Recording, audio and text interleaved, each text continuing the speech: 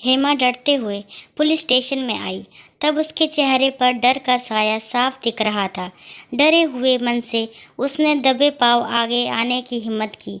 आगे कुर्सी पर एक पुलिस को देखकर उसने राहत की सांस ली।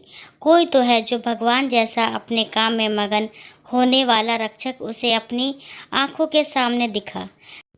खाकी वर्दी में बैठे इस व्यक्ति को रक्षक जैसे समझने के लिए कारण भी वैसा ही था। माथे पर टीका और गले में तुलसी की माला थी उसके। हमेशा भगवान की पूजा करने वाला ये रक्षक अपने होठ हिलाते हुए भगवान का नाम फुसफुसा रहा था।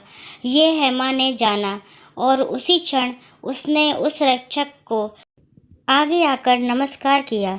उससे पूछा, साहब मैं हेमा उदवाड़ा गांव से हूँ। मेरा पति आपके थाने में कैद है। किसको मिलूँ? मुझे कुछ भी समझ में नहीं आ रहा। उस रक्षक ने उसकी तरफ चिंता में देखा और पूछा, नाम क्या है तुम्हारे पति का? हेमा आंखों में आंसू लिए बोल रही थी, भोला नाम है उसका।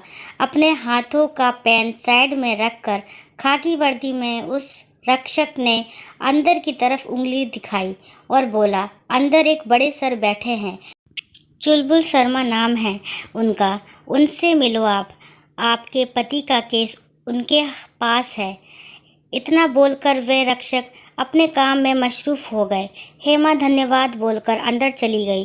थोड़ी देर बाद चिल्लाने और रोने की आवाज़ बाहर बैठे पुलिस रक्षक के कान पर आई। उसने हाथ का काम छोड़ा और क्या हुआ ये देखने के लिए वह अंदर गया। हेमा नीचे बैठकर रो रही थी और चुलबुल सर उस पर जोर से चिल्ला रहे थे, तुम्हारे पति को छुड़वाना है तो पैसों का इंतज़ाम करो, नहीं तो छोड़ दे उसको यहीं पर। हमें उससे कोई लेना देना नहीं है। रिश्वत चाहिए थी इसलिए धमकी दे रहे थे। चुलबुल सर, हेमा उन्हें बोल रही थी, साहिब मेरे पति की कोई भी गलती नहीं है, फंसाया गया है उन्हें। पर सर को कुछ फ़र्क नहीं पड़ा।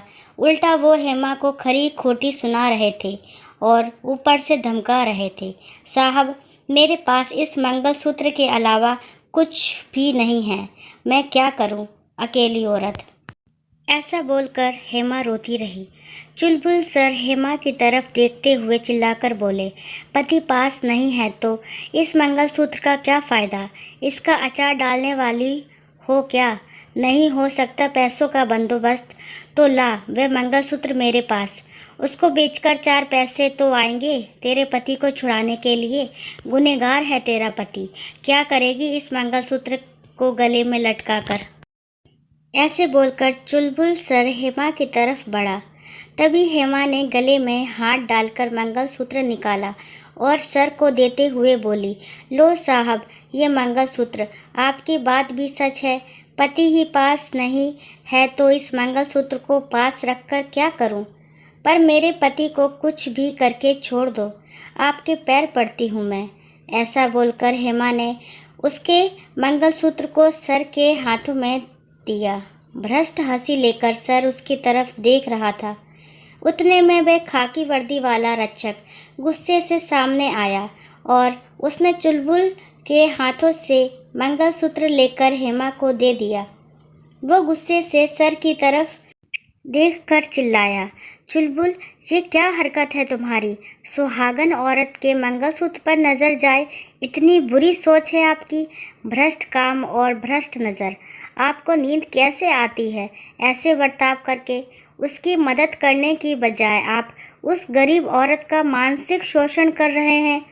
इसके लिए ही खाकी वर्दी पहनी थी क्या आपने? कहाँ पर भरोगे ये सब पाप?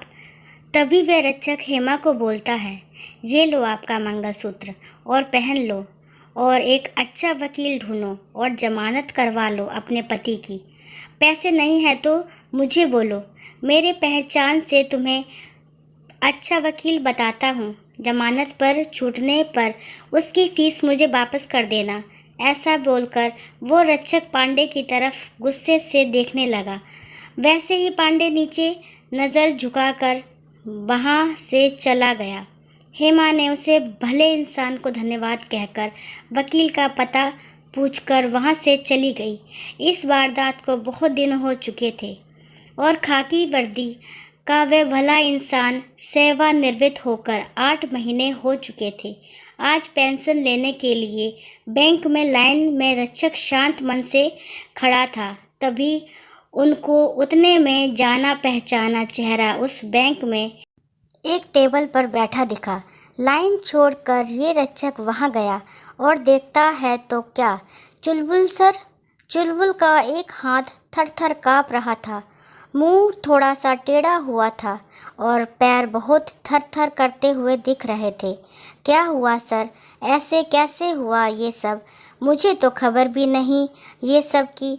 बड़े अपनेपन से उस रक्षक ने पूछताछ की सर से। बाजू में खड़ी सर की पत्नी सामने आई और बोली, नसीब के भोग, दूसरा क्या होगा। 2 महीने हो गए, अब पगार के लिए लाना पड़ता है इनको। कुछ भी बचा नहीं हमारे पास। बहुत इलाज किया, पैसे खर्च किए, लेकिन कुछ फर्क नहीं पड़ा इनको। ऐसा बोलकर उसने अपने आंसू पल्लू से पोंछे। वह रक्षक मन में सर के लिए भगवान से प्रार्थना करके दुखी मन से वहाँ से चला गया। कर्म और कर्म का मिलने वाला फल, ऊपर वाले का ये सिस्टम शायद ऐसे ही चलता है। दोस्तों, उम्मीद करती हूँ ये कहानी आपको पसंद आई होगी और कहानी को लाइक, शेयर और सब्सक्राइब किए बिना ना जाएं और कहानी को लास्ट तक सुनने के लिए थैंक यू और अपने विचारों को ज़रूर कमेंट बॉक्स में ज़रूर बताएं।